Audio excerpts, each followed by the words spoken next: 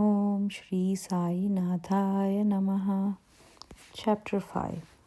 Baba's return with Chand Patil's marriage party. Welcomed and addressed as Sai. Contact with other saints. His dress and daily routine. The story of the Padukas. Wrestling bout with Mohiddin and change in life. Turning water into oil. The pseudo. Guru Jawhar Ali. Return with Chand Patil's marriage party. As hinted in the last chapter, I shall now describe first how Sai Baba returned to Shirdi after his disappearance. There lived in the Aurangabad district, in a village called Dhoop, a well-to-do Mohammedan gentleman by name Chand Patil. While he was making a trip to Aurangabad, he lost his mare. For 2 long months, he made a diligent search but could not get a trace of the lost mare. After being disappointed, he returned from Aurangabad with the saddle on his back. After traveling 4 kos and a half, he came on the way to a mango tree under the foot of which sat a Ratna. He held a cap on his head, wore kafni, and had a satka under his armpit, and he was preparing to smoke a chilim. On seeing Chand Patil pass by the way, he called out to him and asked him to have a smoke and to rest a little. The fakir asked him about the saddle. Chand Patil replied that it was of his mare, which was lost. The queer fellow or fakir asked him to make a search in the Nala close by. He went, and the wonder of wonders, he found out the mare. He thought that this fakir was not an ordinary man, but an awaliya. He returned to the fakir with the mare. The chillum was ready for being smoked, but 2 things were wanting: fire to light the pipe and water to wet the chapi. The fakir took his prong and thrust it forcibly into the ground, and out came a live burning coal, which he put on the pipe. Then he dashed the satka on the ground, from whence water began to ooze. The chapi was wetted with that water, was then wrung out and wrapped round the pipe. Thus everything being complete, the fakir smoked the chillum and then gave it also to Chand Patil. On seeing all this, Chand Patil was wonderstruck. He requested the fakir to come to his home and accept his hospitality. Next day he went to Patil's house and stayed there for some time. The Patil was a village officer of Dhoop. His wife's brother's son was to be married, and the bride was from Shirdi. So Patil made preparations to start for Shirdi for the marriage. The fakir also accompanied the marriage party. The marriage went off without any hitch. The party returned to Dhoop, except the fakir alone stayed in Shirdi and remained there forever. How the fakir got the name Sai. When the marriage party came to Shirdi, it alighted at the foot of a banyan tree in Bhagata, Mahalsapati's field, near Khandoba's temple. The carts were loosened in the open courtyard of Khandoba's temple. The carts were loosened in the open courtyard of Khandoba's temple, and the members of the party descended one by one, and the fakir also got down. Bhagat Mahalsapati saw the young fakir getting down and accosted him, Ya Sai, welcome Sai. Others also addressed him as Sai, and thenceforth he became known as Sai Baba. Contact with other saints. Sai Baba began to stay in a deserted masjid. One saint named Devidas was living in Shirdi many years before Baba came there. Baba liked his company. He stayed with him in the Maruti temple in the Chavadi and sometime lived alone. Then came another saint by name Janaki Das. Baba spent most of his lifetime in talking with him, or Janaki Das went to Baba's residence. So also one Vaishya householder saint from Puntambe by name Gangagir always frequented Shirdi. When he first saw Sai Baba carrying pitchers of water in both hands for watering the garden, he was amazed and said openly, Blessed is Shirdi that it got this precious jewel. This man is carrying water today But he is not an ordinary fellow. As this land was lucky and meritorious, it secured this jewel. So also one famous saint by name Anandnath of Yevala Math, a disciple of Akkalkot Maharaj, came to Shirdi with some Shirdi people. When he saw Sai Baba, he said openly, "This is a precious diamond in reality. Though he looks like an ordinary man, he is not ordinary but a diamond. You will realize this in the near future." Saying this, he returned to Yavala. This was said while Sai Baba was a youngster. Baba's dress and daily routine. In his young days, Sai Baba grew hair on his head, never had his head shaved.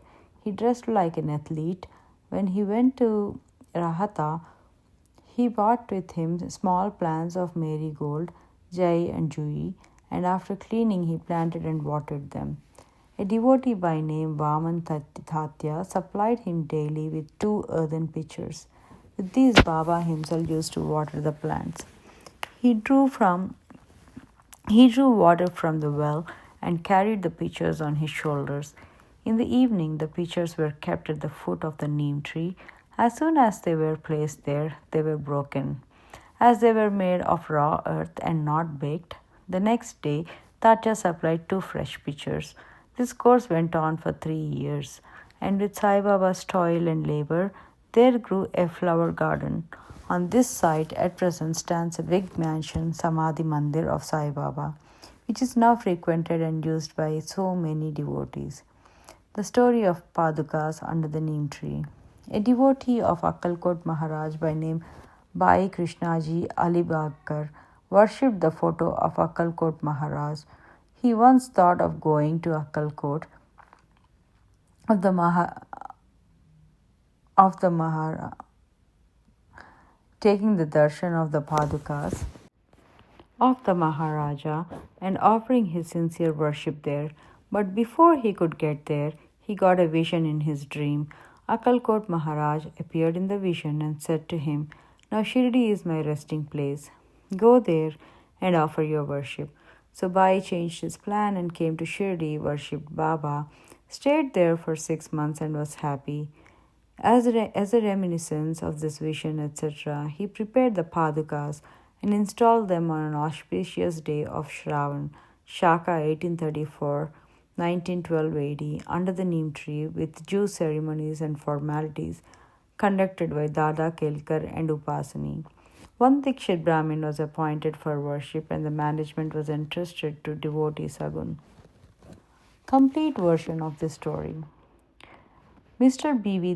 Dio, retired Mamaldar of Thana and a great devotee of Sai Baba, made enquiry about this matter with Sagun Meru Nayak and Govind Kamlakar Dikshit, and has published a full version of Padukas in Sai Leela, Volume 11, Number 1, page 25. It runs as follows. In 1834 Shaka, 1912 AD, one Dr. Rama Rao Kothare of Bombay came to Shirdi for Baba's darshan. His compounder and his friend Bhai Krishnaji Alibagkar accompanied him. The compounder and Bhai became intimate with Shagun Meru Nayak and G.K. Dikshit while discussing things. These persons thought that there must be some memorial of the fact of Sai Baba's first coming to Shirdi and sitting under the holy neem tree. They thought of installing Baba's Padukas there and were going to make them of some rough stones. Then Bai's friend, the compounder, suggested that if this matter to be made known to his master, Dr. Rama Rao Kotare, who would prepare nice Padukas for this purpose. All liked the proposal and Dr. Kotare was informed of it. He came to Shirdi and drew a plan of the Padukas. He went to Upasani Maharaj in Khandoba's temple and showed him his plan. The latter made many improvements, drew lotuses, flowers, conch, disc, man, etc., and suggested the following shloka regarding neem tree's greatness and Baba's yogi powers be inscribed. The verse was as follows. Sada nimba vrikshasya mooladivasat sudasravinam tiktam api priyantam tarum kalpa vrikshadikam sadayantam namamishwaram satgurum sainadam. Upasani's suggestions were accepted and carried out. The padukas were made in Bombay and sent to Shirdi with the compounder. Baba said that they should be installed on the Paurnami of Shravan. On that day at 11 a.m., G.K. Dixit brought them on his head from Khandoba's temple to the Dwaraka Mai in procession. Baba touched the padukas, saying that these are the feet of the Lord, and asked the people to install them under foot of the neem tree. A day before, one Parsi devotee of Bombay named Pasta Sheth sent rupees 25 by money order. Baba gave this sum for the installation of padukas. The total expense of installation came up to 100 rupees, out of which 75 were collected by subscriptions. For the first 5 years, G.K. Dixit worshipped the padukas daily, and then this was done by Lakshman Kacheshwar Jakhari. In the first 5 years, Dr. Kotare sent 2 rupees per month for lighting, and he also sent the railings round the padukas. The expense of bringing the railing from the station to Shirdi and roofing was paid by Shagun Mer Nayak. Now Jakhari does the worship and Sagun Meru Nayak offers the Naivedya and lights the evening lamps. Bhai Krishnaji was originally a devotee of Akkalkot Maharaj.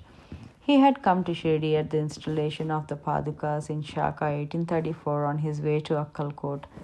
He wanted to go to Akkalkot after taking the darshana of Baba. He asked Baba's permission for this. Baba said, "Oh, what is there in Akkalkot? Why do you go there? The incumbent Maharaj of that place is here, myself." Hearing this, Bhai did not go to Akkalkot. He came to Shirdi off and on after the installation of the Padukas. Mr. BVDO concluded that Hemad Pant did not know these details. Had we known them, he would not have failed to depict them in his Satcharitra. Wrestling about with Mohiddin Tamboli and change in life. To return to other stories of Baba, there was a wrestler in Shirdi by name Mohiddin Tamboli. Baba and he did not agree on some items, and both had a fight. In this, Baba was defeated. Thenceforth, Baba changed his dress and mode of living. He donned kafni, wore a langot, and covered his head with a piece of cloth. He took a piece of sackcloth for his seat, sackcloth for his bed, and was content with wearing torn and worn-out rags. He always said that poverty is better than kingship, far better than lordship. The Lord is always brother of the poor. Gangagir was also very fond of wrestling. While he was once wrestling, a similar feeling of dispassion came over him, and at the proper time he heard the voice of an adept saying that he should wear out his body, playing with God, so he too gave up samsara and turned towards God realization. He established a math on the banks of the river near Puntambe and lived there with disciples. Sai Baba did not mix and speak with people. He only gave answers when he was questioned. By day he always sat under the neem tree, sometimes under the shade of a branch of a babul tree near the stream at the outskirts of the village. In the afternoon he used to walk at random and go at times to Nimgaon. Then he frequented the house of Bala Saheb Dengale. Baba loved Mr. Bala Saheb. His younger brother, named Nana Saheb, had no son. Though he married a second wife, Baba Saheb sent Nana Saheb for taking darshana of Sai Baba. And after some time, with his grace, Nana Saheb got a son. From that time onwards, people began to come in numbers to see Sai Baba, and his fame began to spread and reached Ahmednagar. From thence, Nana Saheb Chandorkar and Keshav Chidambar and many others began to come to Shirdi. Baba was surrounded by his devotees during the day and slept at night in an old and dilapidated masjid. Baba's paraphernalia at this time consisted of a chilim, tobacco, a tumbril, long flowing kafni, a piece of cloth around his head, and a satka, which he always kept with him. The piece of white cloth on the head was twisted like matted hair and flowed down from the left ear on the back. This was not washed for weeks. He wore no shoes, no sandals. A piece of sackcloth was his seat for most of the day. He wore a coffin and for warding off cold, he always sat in front of Duni, facing south, with his left hand resting on the wooden railing. In that Duni, he offered as oblation, egoism, desires, and all thoughts, and always uttered Allahu Malik. The masjid in which he sat was only of 2-room dimensions, where all devotees came and saw him. After 1912 AD, there was a change. The old masjid was repaired and a pavement was constructed. Before Baba came to live in this masjid, he lived for a long time in a place Takia where with gungur on his legs, Baba danced beautifully, sang with tender love. Turning water into oil. Sai Baba was very fond of lights. He used to borrow oil from shopkeepers and keep lamps burning the whole night in the masjid and temple. This went on for some time. The Baniyas who supplied oil gratis once met together and decided not to give him oil. When, as usual, Baba went to ask for oil, they all gave him a distinct no. Unperturbed, Baba returned to the masjid and kept the dry wicks in the lamps. The Baniyas were watching him with curiosity. Baba took the tumbril, which contained very little of oil, put water into it and drank it and forced it to fall in the container. After consecrating the tin pot in this way, he again took the water in the tin pot and filled all the lamps with it and lighted them. To the surprise and dismay of the watching Baniyas, the lamps began to burn and kept burning the whole night. The Baniyas repented and apologized. Baba forgave them and asked them to be more truthful in future.